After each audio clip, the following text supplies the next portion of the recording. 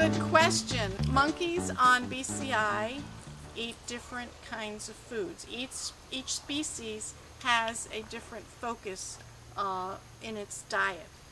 The spider monkeys eat fruit. That is their specialty. Fruit from trees, usually.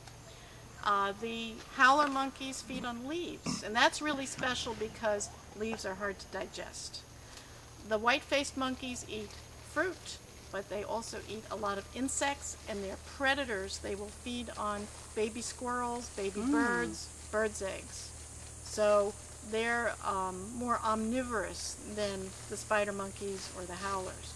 And then the tamarins, the last and littlest of the species, which is it's only about that big head and body, the tamarins eat some fruits and they eat some insects.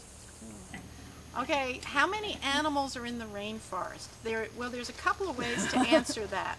Actually, there are many ways to answer. Yes. When we say how many animals, when I think of animals, I think of all of the insects and the birds and the snails and the termites and the reptiles and amphibians. And it goes on and on and on. Among the mammals, there are bats, and then there are all the other species.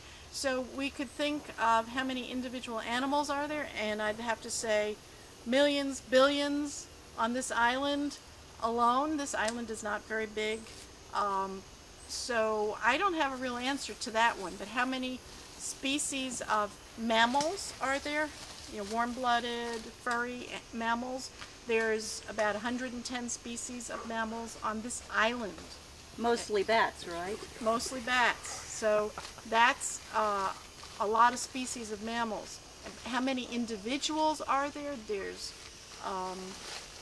I don't even know. There's probably around 25,000 that are not bats, plus tens of thousands more that are bats. So there's a lot of different ways to answer that. A lot of life here. Prey species. What animals are most preyed upon? Do you do you mean mammals or animals in general? Animals in general.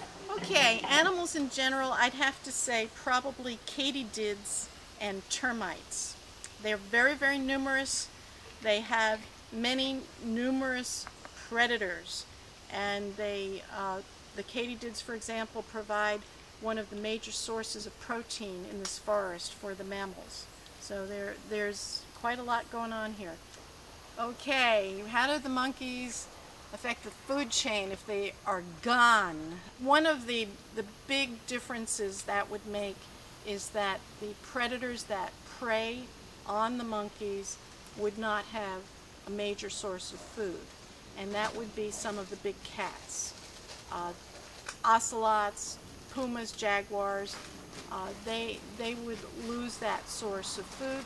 So your top predators would probably be gone, or at least their numbers would decrease.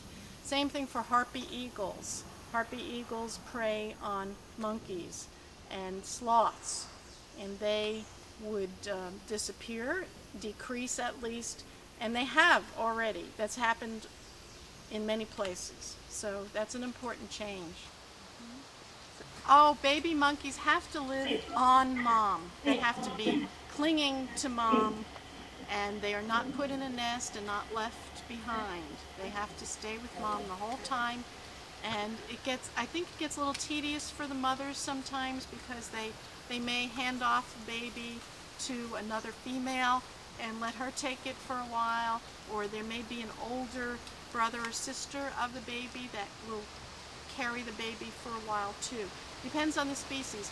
I saw a howler monkey the other day. She had two babies attached to her, and one was bigger than the other. And there was another female nearby who wasn't coming close. Because every time she came a little too close, one of the babies would reach out and try to climb on her. Now, how long do they have to stay on mom before they can actually start running off on their own a little bit? Again, it depends on the species. The smaller ones, like tamarins, cling to mom for about a month and a half, and then they started adventuring around and investigating on their own. The spider monkeys cling for a bit longer.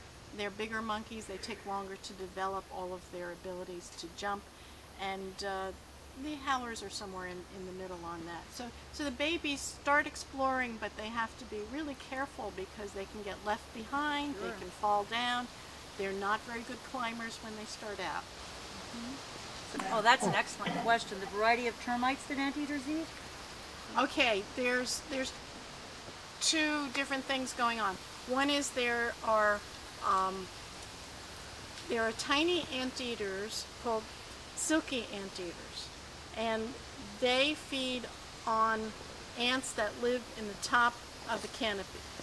And those ants have nests that are located way up high, and that's all of that these silky anteaters eat. And they're just little tiny guys with little pink noses, and they're very beautiful. They have prehensile tails too. Then there's the other anteaters, the tamanduas, that live on the ground, and they move around, but they also climb trees.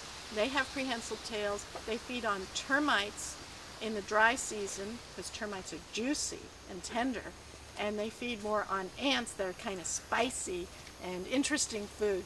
And so they switch off from ants to termites. And they'll eat different termites, right? They eat many different kinds of termites and ants. How are sloths, anteaters, and armadillos related? That's very sharp. Wow. Yeah. Okay. Sloths, anteaters, and armadillos are all placed into one grouping of mammals. These are the xenarthra. And the xenarthra have very few teeth compared to other mammals. In fact, some of them have no teeth. Right. And I call them the toothless wonders. Those are the anteaters. They have no teeth at all, but they're predators.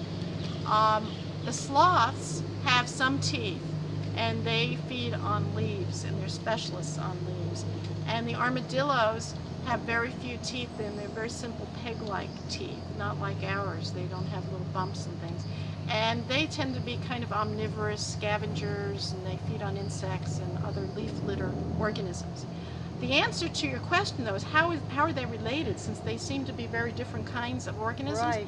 Is they're probably not related. The biologists who classified mammals had trouble deciding what to do with these three strange groups of mammals and put them into one group. And in fact, the two species of sloths that are on this island probably aren't closely related to each other either. So even though they're called sloths, they probably are very, very different in terms of their DNA. And what I mean is that they had different ancestors.